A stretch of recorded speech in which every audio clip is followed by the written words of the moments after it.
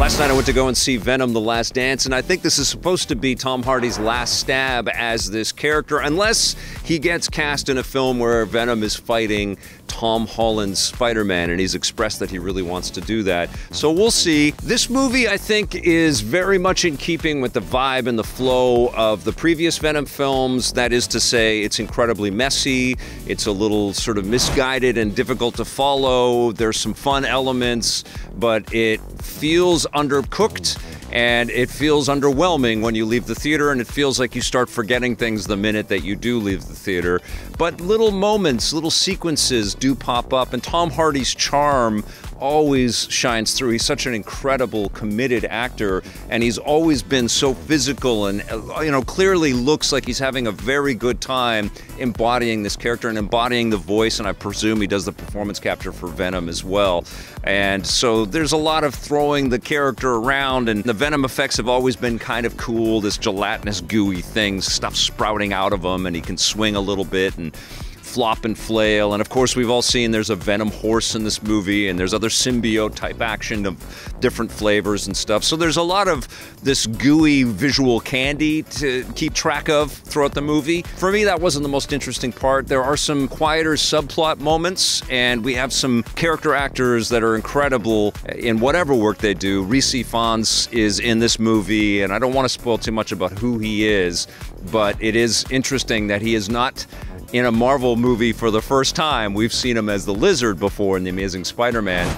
And Chiwetel Ejiofor plays this general who is in pursuit of Eddie Brock in this film. And of course, we've seen him as a foil in the Doctor Strange movies. So it's a little bit weird, just like this plot of this film. And there are some allusions to the wider Marvel movie universe in the movie as well, but it all gets kind of scrubbed and messy and weird, like you're in some kind of a hallucinogenic state, which is kind of analogous to the way that Eddie Brock feels like he's always having these schizophrenic conversations with this alien creature that lives inside of him, and everybody's kind of concerned for his well-being, and he always looks like a sweaty mess too in these Venom films.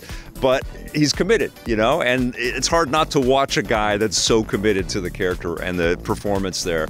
Now, there are some other characters, some other new introductions of the movie. Juno Temple plays a pretty important, integral role in here.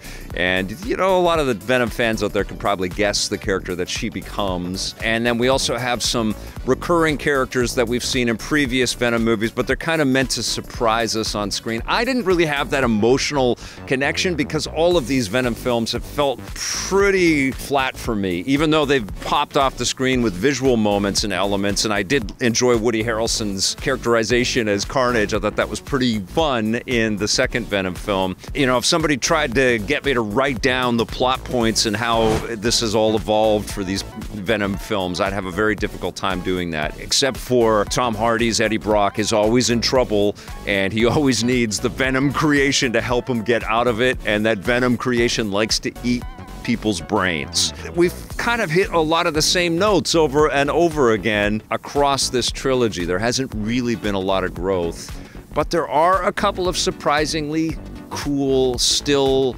softer moments in this movie that kind of hint at a direction that the series could have gone. But it's so committed to this state of insanity and all of these manic elements having to kind of flash across the screen that it obviously devolves to that. Yeah, I was somewhat entertained, but I certainly am not going to walk away from this trilogy thinking, oh my God, if only they could get the band back together again and keep this going. I will be fine if this is the last of the Venom films that I have to see and review.